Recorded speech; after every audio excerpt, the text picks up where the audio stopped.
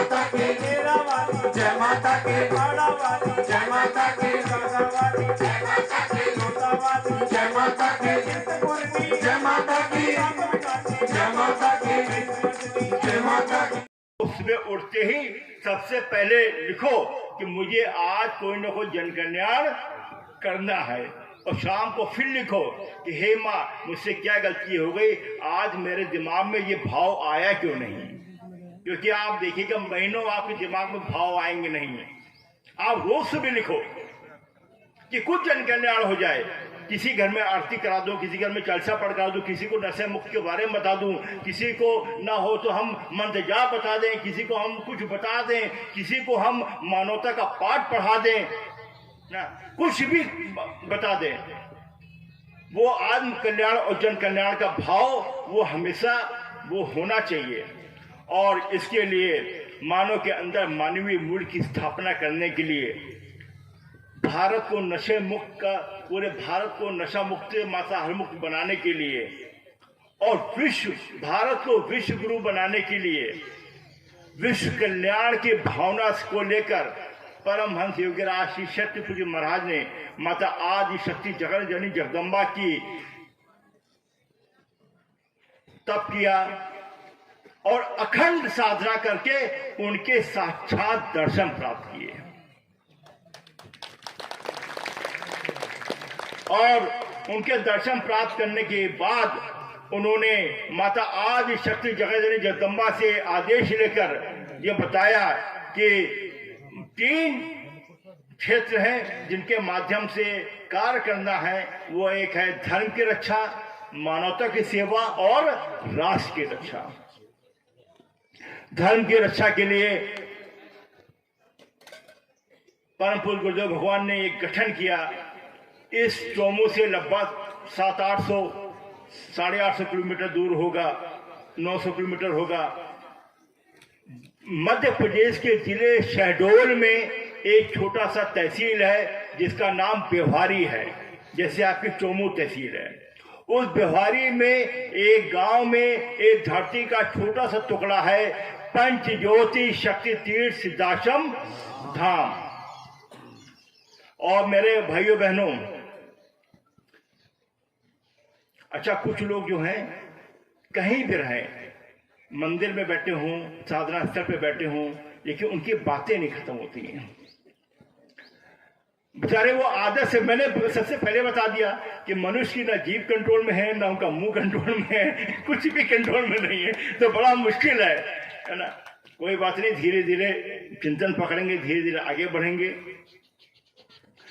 पंच ज्योति शक्ति तीर्थ सिद्धाश्रम धाम, जो लोग नहीं गए उनसे मैं आग्रह करता हूं, उनसे मैं निवेदन करता हूं, और एक बार आप पूरे भारत में बहुत से तीर्थ स्थान गए होंगे, एक बार उस स्थान के दर्शन करने आप अवश्य जाइए। मोड़ते हैं, लेकिन मेरे युवा भाइयों बहनों, आध्यात्मिक होना बहुत जरूरी है। अपने जीवन में गाढ़ बांध लो, शुरुआत अपने दिन से वहीं से करो आप लोग, और फिर निश्चित रूप से आप जब समाज में उतरेंगे और समाज के लोगों को देखेंगे, तब आपको महसूस होगा कि हाँ, ये भैया ने कोई बात कही थी, वाकई में आज उस बात का अमल हम अपने जीवन में कर रहे हैं, तो हमको एहसास होगा।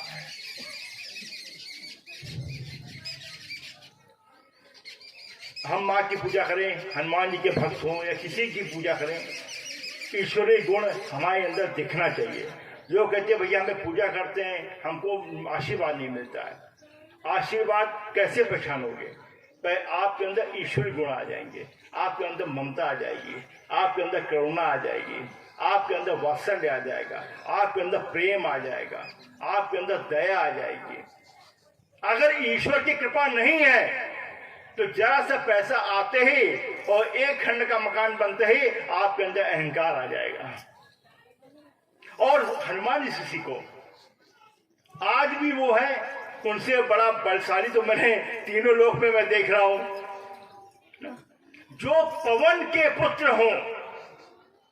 मतलब पवन, बिना पवन के हम सब यहां बैठ नहीं सकते हैं। हम जो बोल रहे हैं, जो आपके कानों में आवाज आ रही है, वो पवन की देवता के ही आशीर्वाद है कि कम्युनिकेशन हमारा आपका हो रहा है, हवा का ही आशीर्वाद है। भगवान रुद्र के वो अंशावतार हैं, इंद्र का आशीर्वाद है उनको, वायु का आशीर्वाद है, अग्नि का आशीर्वाद है। ऐसे कौन से देवता जिन्होंने हनुमान जी को आशीर्वाद ना दिया हो। इसके बावजूद भी माता सीता उनसे परिचय पूछ रही हैं, तो कह रहे कि आप कौन? कहते मैं राम का चरणों का दास हूं। मैं कितनी पराकाष्ठा के लिए, हम तो 3 में ना 13 में हैं। बोले आप कौन? कहने well I have done MBA from my graduate from London school of economics, और मेरे फादर यहाँ जयपुर में एक्स एमएलए हैं। सबसे पहले मतलब कि यहाँ पे थोड़ा सा पैसा आ जाए, मनुष्य को मैं देखता हूं, अगर 106 डिग्री बुखार आ जाए तो आपकी बिल्कुल जमीन से, उस आसमान से जमीन पर उतर आओगे 2 मिनट के अंदर, अगर 106 डिग्री बुखार हो जाए। इतना मेरे पास कंट्रोल करने की पावर नहीं, क्षमता नहीं है। लेकिन थोड़ा सा पैसा आते 80% लोग अहंकार में घूम रहे हैं। आपके अंदर अहंकार हो जाएगा। अहंकार का मतलब यह है कि ईश्वर की कृपा आपके ऊपर नहीं है। इसका मतलब यह है कि आप भविष्य में आप निपटने वाले हैं, आपका कल्याण होने वाला है। इसीलिए अहंकार आपको, रावण का अहंकार आया, इसका मतलब रावण का अंतिम आ रहा है धीरे धीरे, है ना। तो वो सिग्नल है।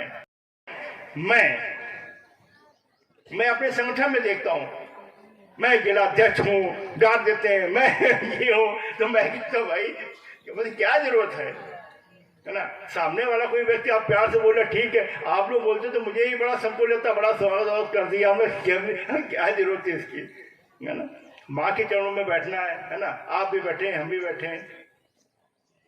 अहंकार नहीं होना चाहिए। और अगर आपके अंदर शालीनता है और अहंकार नहीं है, तो समझो कि पाइपलाइन ईश्वर से आपका जुड़ा हुआ है। ये पहला टेस्ट है आपका। दूसरा है धैर्य।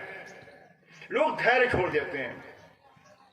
हे माँ बताइए, मेरा एक बेटा था, एक्सीडेंट हो गया, अब भगवान तो होते ही नहीं है, अगर होते भगवान तो बचा लेते हैं, जो लो मूर्ति लो नदी में प्रभावित कर दिया, आज से हम पूजा नहीं करेंगे, भगवान कुछ नहीं होता है।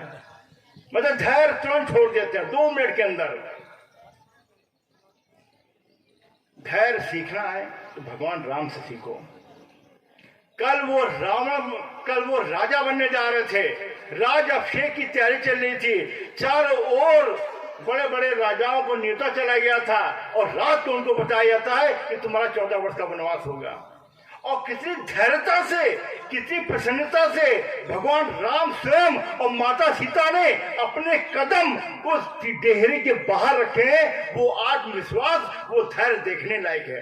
कभी भी कुछ जीवन में आपका धैर्य खो जाए, आप मोबाइल में बिजी हैं, वो लोग पीछे, उनको कुछ नहीं मिल रहा, मोबाइल ही मिल रहा है। कभी भी जीवन में कोई भी संकट आ जाए, कुछ भी हो जाए, लेकिन धैर्य कभी छोड़ने का, छूट रहा हो आपका जीवन के किसी मोड़ में आपका धैर्य आपसे छूट रहा हो, तो आप भगवान राम को याद कर लेना।